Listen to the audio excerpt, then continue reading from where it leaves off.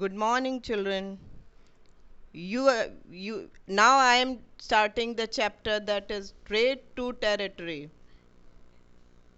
You have read in previous classes that ancient India was an important trading center.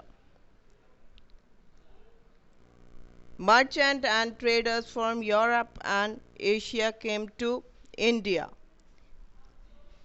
From trade to territory means व्यापार से किसी इलाके या साम्राज्य को अपने कब्जे में करना. You have read in previous classes, जैसे कि आपने पहले भी पढ़ा है कि पुराने ज़माने से भारत एक मुख्य व्यापारिक केंद्र रहा है. मर्चेंट जो व्यापारी हैं वो जो यूरोप और एशिया से भारत में आए. The India was getting benefit from this trade. भारतीय व्यापारियों को इससे लाभ मिल रहा था इस व्यापार से. सो दे इनकरेज सच ट्रेड. तो उन्होंने इस व्यापार को बढ़ावा दिया. इन 1498 a Portuguese fleet under Vasco da Gama successfully discovered a new sea route from Europe to India. 1498 में एक पोर्चुगीज बेड़ा जो वास्को डिगामा के साथ आया था, उसने एक समुद्री रास्ता निकाला जो हमें यूरोप को इंडिया से जोड़ता है. Which paved the way to direct Indian European commerce, जिससे यूरोप और इंडिया के व्यापारिक कार्य में आसानी से हो सकते थे. The Portuguese set up the trading post in Goa. सबसे पहले पोर्चुगीज ने अपना ट्रेडिंग पोस्ट या ऑफिस गोवा में बनाया. दमन ड्यू और बॉम्बे में बनाया. आफ्टर दैट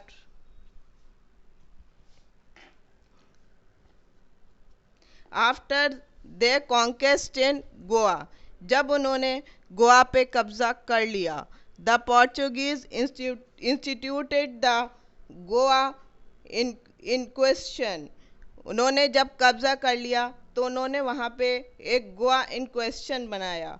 जो उन्होंने किस कारण बनाया था कि वो जो न्यू इंडियंस थे उनको वो क्रिश्चियन कन्वर्ट करना चाहते थे, और जो उसके खिलाफ जा रहे थे तो उनको वो पनिश करते थे और बर्न कर, यहाँ तक कहते थे कि वो जला देंगे उनको. Goa become the main Portuguese base. Goa को उन्होंने अपना मेन सेंटर बनाया until it annexed by India in 1961, जब तक भारत ने उस पर कब्जा नहीं कर लिया 1961 में.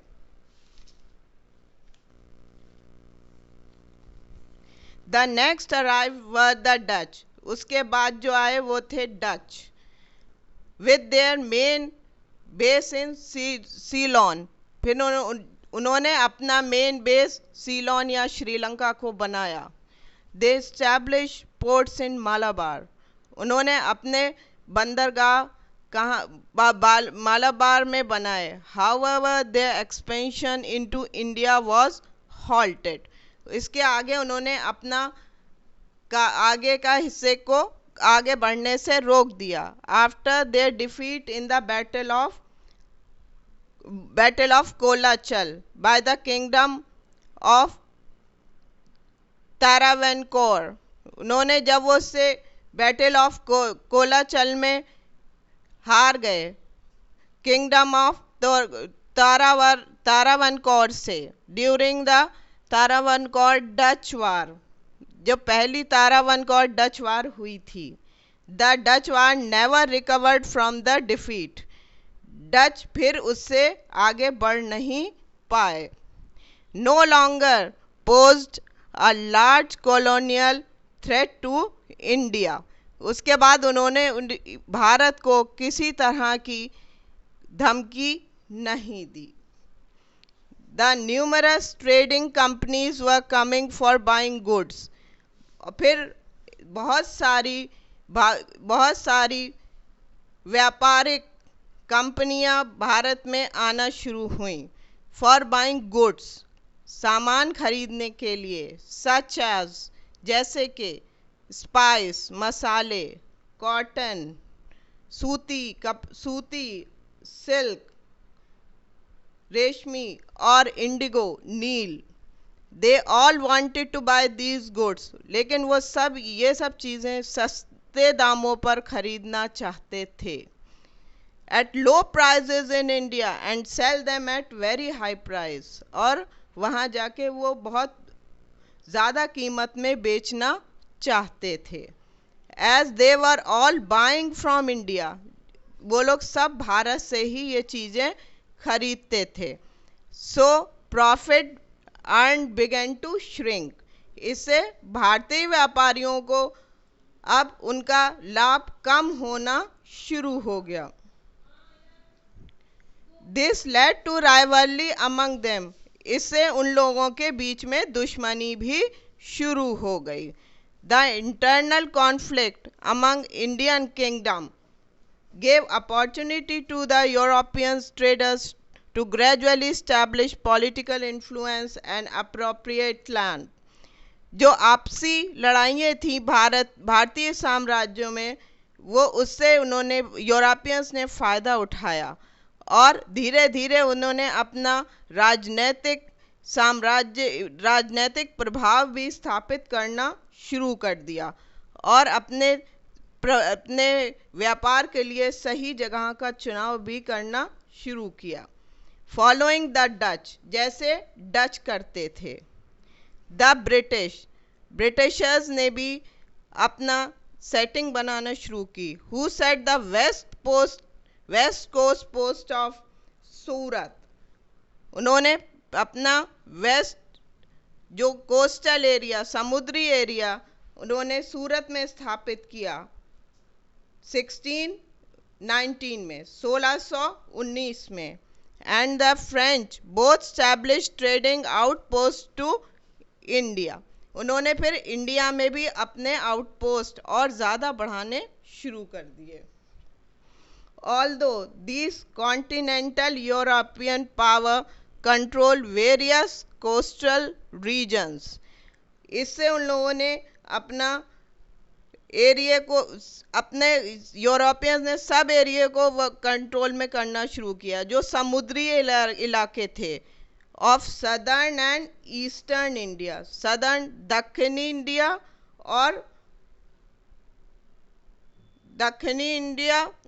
और eastern. During the ensuing country, they eventually lost all the territories in India to the British. धीरे धीरे ये हुआ, सारी जो भी एरिया या साम्राज्य था वो भारत का वो ब्रिटिशर्स के हाथ में चला गया। With the exception of French outpost, सिर्फ एक फ्रेंच आउटपोस्ट बचा और जो Pondicherry and Chandenagore and the Portuguese colony of Goa, Daman and Diu। ये सिर्फ ये इलाके बचे थे जो फ्रेंच आउटपोस्ट थे। Arrival of British India company. Queen Elizabeth I of England granted a royal charter to the England merchant trading the East Indies। Queen Elizabeth I ने एक शाही फरमान जारी किया मर्चेंट ट्रेडिंग कंपनी जो इंडीज, जिसको हम ईस्ट इंडिया कंपनी भी कहते हैं।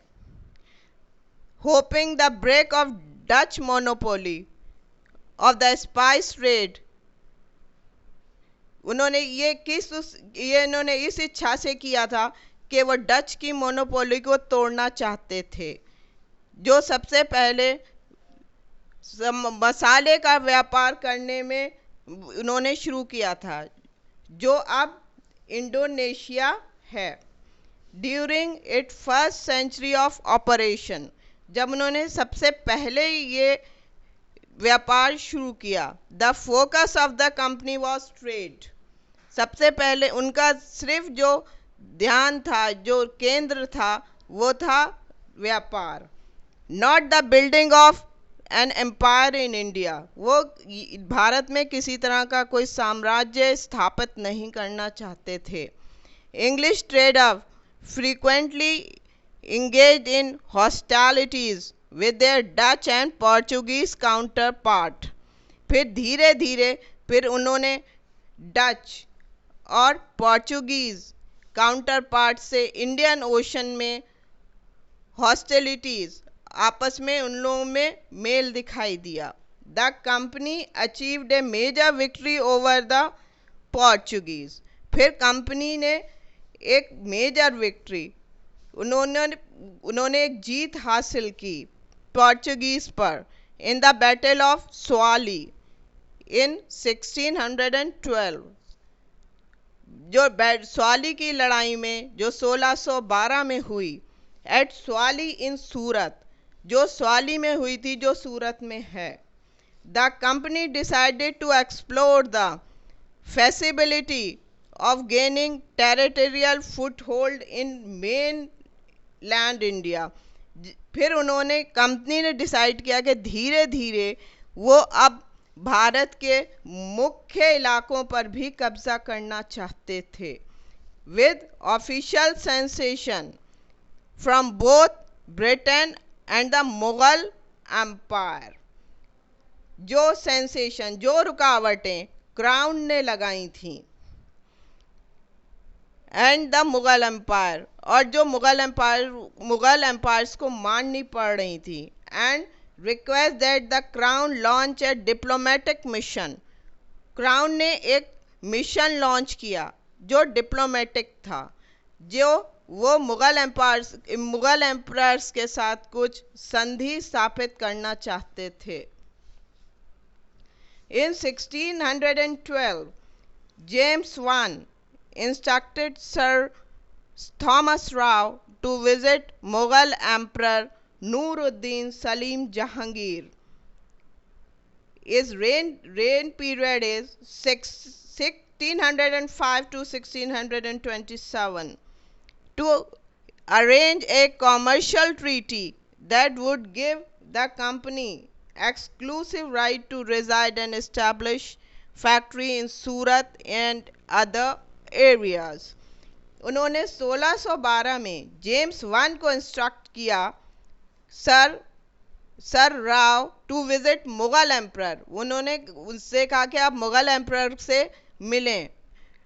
नूरुद्दीन जहांगीर, जिनका नाम नूरुद्दीन जहांगीर, और रूलिंग पीरियड या राज करने का टाइम 1605 से लेकर 1627 है। To arrange a commercial treaty, जो एक व्यापारिक संधि करना चाहते थे, that give the company exclusive right, जिन्हें कंपनी को पूरी तरह अधिकार मिल जाए रहने का और फैक्ट्रीज को या अपने कारखानों को स्थापित करने का। इन सूरत, जो सूरत में, और अदर एरियाज, और दूसरे इलाकों में भी। In return the company decided to provide, उसके बदले कंपनी ने ऑफर दिया, उनसे कहा कि हम तुम्हें वहाँ की गुड्स, चीज़ें और रेयरिटीज़ जो यहाँ पर मिलती नहीं हैं, फ्रॉम द यूरोपियन मार्केट, वो हम आपको यूरोपियन मार्केट से देंगे। This mission was highly successful, और ये मिशन बहुत ज़्यादा सफल भी हुआ। And Jahangir send a letter, और जहांगीर ने एक पत्र जेम्स को भेजा सर थॉमस राव द्वारा।